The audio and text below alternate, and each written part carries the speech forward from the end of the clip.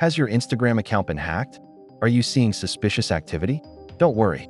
I'm going to show you how to change your Instagram password in just 60 seconds. If you've noticed someone logged in from an unknown location, or there's suspicious activity on your account, you need to secure your Instagram right now. Go to Profile. Open Menu. Find Account Center.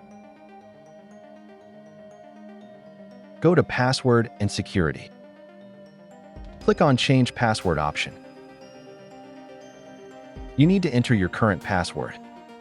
If you forget your current password, check out my description box to find your own saved password tutorial link.